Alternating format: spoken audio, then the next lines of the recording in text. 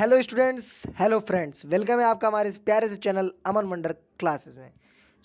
आज हमारा जो टॉपिक है वो है 11th का सब्जेक्ट इकोनॉमिक्स सिलेबस। ठीक है, ये आज हमें बताना है और आपको सुनना है। तो क्लास 11th में जो बच्चे हैं, जो स्टूडेंट्स हैं, वो क्या करें, इस चैनल को सब्सक्राइब कर लें, क्योंकि उनको इकोनॉमिक्स, बीएसटी, अकाउंट्स, जो भी अपडेट्स आती हैं इन सब्जेक्ट्स में या सोशल साइंस में क्लास 10th की, ठीक है, उनको अपडेट्स इस पे मिलती रहती हैं इससे रिलेवेंट। और जो भी नए टॉपिक्स आते हैं या कुछ भी आता है उसको बताया जाता है जो रिलेवेंट होता है। इररिलेवेंट टॉपिक्स यहाँ पे नहीं बताए जाते हैं। ठीक है, तो चलिए स्टार्ट करते हैं आज का अपना टॉपिक सिलेबस। ठीक है, देख लेते हैं इकोनॉमिक्स का सिलेबस क्लास 11th का क्या है। भाई साहब देखो, 80 मार्क्स का आपका जैसे पहले आता था, वैसे ही इस बार भी आपका 80 मार्क्स का आपका क्या है, थ्योरी है। ठीक है, थ्योरी है आपका 80 मार्क्स का, पुराना वही नियम। 20 मार्क्स का आपका क्या है भाई साहब, प्रोजेक्ट है, जो कि आपके स्कूल में लिया जाएगा असेसमेंट की तरह। ठीक है, आपको इसमें डरने वाली कोई बात नहीं, आपका काम सिर्फ इस पे जोर देना है। ये तो आपके स्कूल में आप पढ़ोगे, प्रोजेक्ट बनाओगे, आप जमा करोगे, आपको नंबर मिलने हैं। ठीक है, आएंगे बाहर से। अगर आप क्लास 11th में हो तो नहीं, अगर आप क्लास 12th में जाओगे तो आप बाहर से आएंगे, वो आपसे पूछेंगे। अगर आपने सही जवाब दिया, ठीक है, तो आपको 20 में से 15 मार्क्स, 19 मार्क्स मिल जाते हैं। बाकी अगर आप क्लास 11th में हो, अगर आप अच्छा बनाओगे तो आपको पूरे के पूरे मार्क्स मिलने के चांस होते हैं। तो चलिए अब आगे देख लेते हैं। देखो, इस बार सिलेबस बहुत ज़्यादा रिड्यूस किया है। आप लोग को पता ही है कि एनसीईआरटी ने बहुत बड़ा बदलाव किया है, एनसीएफ ने, नेशनल करिकुलम फ्रेमवर्क ने। ठीक है, हालांकि वो तो करता है, नेप द्वारा ही चेंज हो गया, नेप 2020। पर जो एनसीएफ होता है ये उस चीज़ को रूल बनाता है, ये नियम बनाता है। ठीक है, इसका काम नियम कानून को लागू करवाना और बनाना है। ठीक है, पॉलिसीज़ मेकिंग। तो चलते हैं, देखते हैं आपको ये क्यों बता रहा हूँ मैं। ठीक है, आपको जानना है सिलेबस, तो आपका सिलेबस ये है। इसलिए मैं बता रहा था क्योंकि एनसीईआरटी, आपने अगर ये सुना होगा कि चेंज हुआ है, तो इस बार भी आपका सिलेबस बहुत ज़्यादा रिड्यूस हुआ है क्लास 11th का स्टैटिक्स और इकोनॉमिक्स में। ठीक है, पर वो सब टॉपिक्स हुए हैं, ना कि चैप्टर्स हुए हैं। तो वो मैं आपको, अगर आप बोलोगे डिलीटेड टॉपिक्स देने के लिए, तो मैं उसके लिए भी एक वीडियो बना दूंगा, आप देख लेना। ठीक है, पर अभी हम बात कर रहे हैं आपके सिलेबस के बारे में। चलिए देखते हैं। तो पहला जो हमारा है स्टैटिक्स में, introduction, collection, organisation, presentation of data. ठीक है, दूसरा। उसके बाद स्टैटिक टूल्स एंड इंटरप्रिटेशन। अब आपको ऐसा कुछ समझ नहीं आएगा ये चैप्टर है कि क्या है। देखो, इंट्रोडक्शन जो है, इसके अंदर कुछ सब टॉपिक्स हैं, अंदर ही अंदर पढ़ने हैं आपको। ठीक है, इंट्रोडक्शन ये डायरेक्ट एक चैप्टर है, भूमिका जिसको बोलते हैं। उसके अंदर आपके 1 से 2 चैप्टर आ जाते हैं। वो आपको मतलब एक बेस बना देगा कि इसके अंदर आप पढ़ोगे क्या, एक छोटे छोटे वर्ड को क्लियर कर देगा। ठीक है, 15 नंबर का आपका ये आपका collection, organisation and presentation of data और इंट्रोडक्शन मिलकर आएंगे। और स्टैटिक्स टूल्स एंड इंटरप्रेशन ये 25 नंबर का आएगा, यानी कि ये 3-4 चैप्टर होंगे इसके अंदर। तो अभी डिटेल में आपको दिखाया जाएगा वो चैप्टर्स क्या है, वो मतलब उसके अंदर पढ़ने क्या है। पहले आप सुन लो एक बार इधर। उसके बाद आप देखते हैं इंट्रोडक्टरी माइक्रो इकोनॉमिक्स, यानी व्यष्टि अर्थशास्त्र। आपको पता होना चाहिए क्लास 11th में भी आपके पास 2 बुक्स हैं, एक स्टैटिक्स, एक माइक्रो। ठीक है, यानी कि सांख्यिकी और व्यष्टि। तो इसमें क्या है, इंट्रोडक्शन है, वही 1-2 चैप्टर इसके अंदर होंगे। भूमिका जिसको बोलते हैं, कंज्यूमर इक्विलिब्रियम एंड डिमांड, यानी कि कंज्यूमर यानी उपभोक्ता के क्या संतुलन है, एंड और डिमांड यानी मांग, कंज्यूमर कब संतुलन में रहता है, कब आगे जाता है, कब बढ़ता है, कब घटता है, मतलब कंज्यूमर के बारे में, उपभोक्ता के बारे में जानना।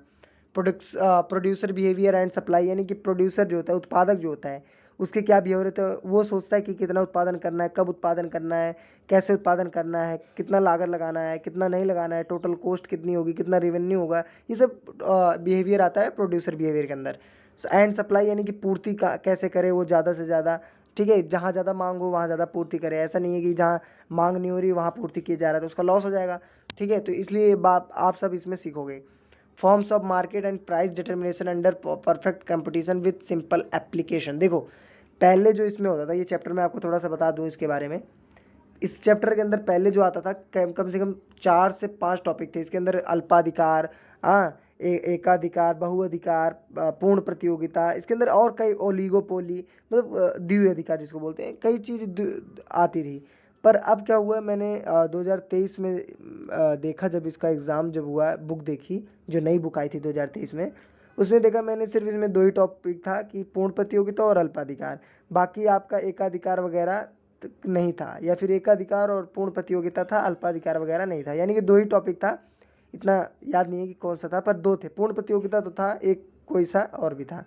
तो आपको ये याद रखना है कि इसमें पहले 3 से 4 टॉपिक्स थे, अब इसमें काट दिया है, तो इस बार मेरे हिसाब से और काट दिया होगा, या फिर उतना ही होगा, ठीक है, या फिर ऐड कर दिया होगा। तो वो तो अब बुक आने पे और नए डाटा आने पे पता चलेगा कि कितना डिलीटेड हुआ है, ठीक है, वो भी आपको दिया जाएगा। तो अब आगे देख लेते हैं थोड़ा डिटेल में। फॉर्म्स ऑफ मार्केट यानी कितने प्रकार के मार्केट बाजार होती हैं, वही आप इसमें पढ़ोगे, ठीक है। Statics for economics, statics for economics. अब देखो, in this course the learn, ये पढ़ने की जरूरत है नहीं। इंट्रोडक्शन यूनिट 1 जो आपने देखा, इंट्रोडक्शन स्टैटिक्स की बात कर रहा हूँ मैं, ऊपर वाली बुक का। इसके अंदर व्हाट इज इकोनॉमिक्स, इकोनॉमिक्स क्या है भाई, अर्थशास्त्र क्या है, फिर सबसे पहले आप वही जानोगे। आप अभी 11th में आए हो, आपने इकोनॉमिक्स लिया है, तो सबसे पहले आपका बेस बनना जरूरी है कि भाई इकोनॉमिक्स क्या है। हालांकि कई बच्चे जानते रहते हैं क्योंकि वो 10वीं में भी इकोनॉमिक्स पढ़ते हैं, 9th में भी इकोनॉमिक्स पढ़ते हैं, ऐसी बात नहीं है। पर 11th में आ रहे हैं, एक नया मतलब पड़ाव पे आ रहे हैं, तो उनको थोड़ा इकोनॉमिक्स के बारे में पता होना चाहिए कि व्हाट इज़ इकोनॉमिक्स। और 11th और सॉरी 9th और 8th से बहुत अलग होता है, ठीक है, यहाँ 11th में। क्योंकि आप 10th में देखोगे तो क्या है, पालमपुर गांव में, ठीक है, यही सब है 10th में। और कुछ और भी हैं, खरीफ फसल, ये सब फसल, ये सब इसमें घुसेड़ दिया है।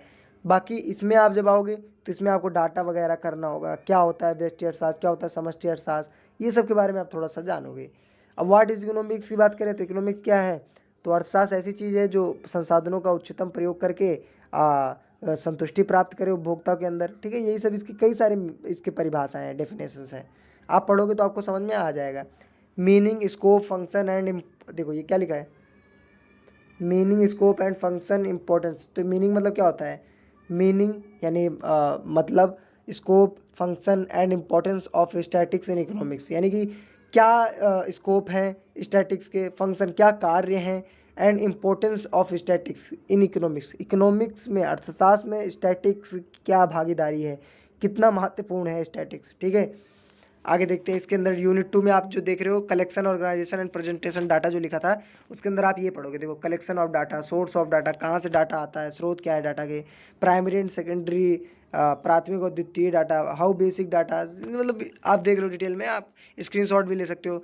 देखो, ऑर्गेनाइजेशन ऑफ डाटा में आप meaning of types, variables, frequency, distribution, presentation of data के अंदर आप tabular presentation and diagrammatic presentation, ठीक है, ये सब आप पढ़ोगे इसके अंदर। स्टैटिक्स टूल्स एंड इंटरप्रिटेशन, इसके अंदर आप पढ़ोगे for all the numerical problems and solutions. इसके अंदर थोड़ा न्यूमेरिकल्स भी होगा, थोड़ा लिखने वाले भी होंगे, पढ़ने वाले भी होंगे, ठीक है। आप इसके अंदर थोड़ा मैथमेटिकल काम भी करोगे।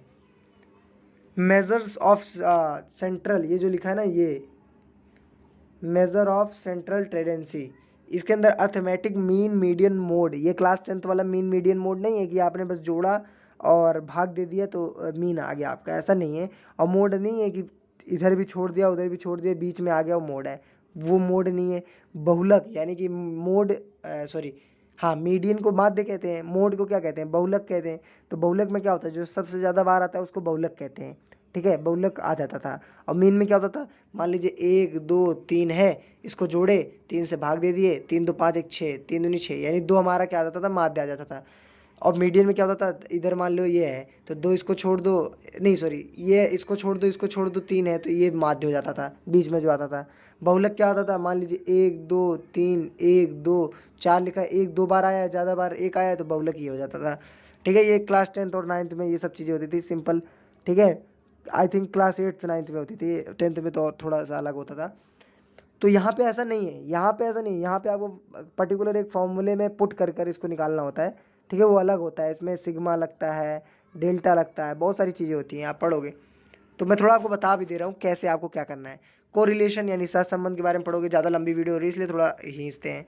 इंट्रोडक्टरी माइक्रो इकोनॉमिक्स यानी कि वेस्टर्न अर्थशास्त्र के अंदर आप क्या पढ़ोगे भाई साहब, कि देखो जैसे आपने स्टैटिक्स में थोड़ा मैथमेटिकल आपका काम होगा, पर इसमें जो होगा आपका वेस्टर्न अर्थशास्त्र में, इसमें भी कुछ चैप्टर्स हैं जिसमें आपको डायग्राम्स बनाने पड़ेंगे डिमांड सप्लाई के, बाकी इसमें सारा आपको पढ़ना ही पढ़ना है, थ्योरी है, ठीक है।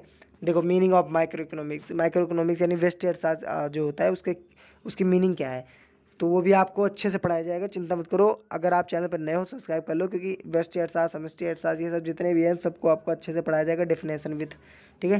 कंज्यूमर इक्विलिब्रियम डिमांड, ये आप देख लेना, पीडीएफ मैं प्रोवाइड कर दूंगा, आप डाउनलोड कर लेना, कमेंट करोगे तो पीडीएफ आपको दे देंगे, ठीक है। ये रहा देखो। और हाँ, थोड़ा सा मैं आपको इसके बारे में बता दूं, हालांकि मैंने एक वीडियो में बता रखा है इसके बारे में फुल डिटेल में क्या नए चेंजेस है, पर थोड़ा सा और बता देता हूँ।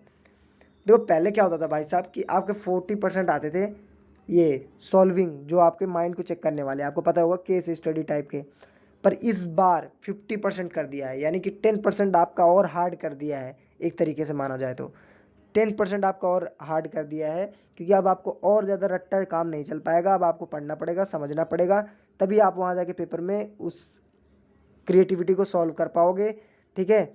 और थोड़ा अपनी दिमाग की क्रिएटिविटी भी लगा पाओगे। ऐसा नहीं है कि आप देखो क्या लिखा हुआ है यहाँ पे, अंडरस्टैंडिंग, आप खुद देखिए, वर्ड पकड़िए पहले, demonstrate understanding of facts and ideas, यानी कि अपने दिमाग के अंडरस्टैंडिंग को बढ़ाने के लिए ये सब किया जा रहा है इस बार। तो देख लीजिए सबसे ज़्यादा वेटेज भी इसी का है। 55% आपका जो आएगा क्वेश्चन बनेंगे, वो आपके डायरेक्ट जो क्वेश्चन आंसर आते हैं वैसे नहीं होंगे कि भैया बताइए वेस्ट अर्थशास्त्र किसे कहते हैं, हाँ चलो मीन निकाल दो, ऐसा नहीं है। मीन भी नहीं देगा निकालने के लिए, वो आपको घुमा फिरा के एमसीक्यू में देगा, या फिर आपको केस स्टडी एक बड़ी सी बना देगा लिख के, बताइए इसमें कौन सा डाटा प्रयोग हुआ है, बताइए इसमें क्या निकाला गया है, बताइए इसमें सहसंबंध है कि नहीं है। तो ये सब चीज़ें इसमें आप करोगे, ठीक है, अप्लाइंग। उसके बाद आपको एक वीडियो मैंने इसके बारे में डिटेल में बता रखा है, आप देख लेना। चलिए मिलते हैं नेक्स्ट वीडियो में, तब तक के लिए मस्त रहिए, स्वस्थ रहिए और चैनल को सब्सक्राइब करिए।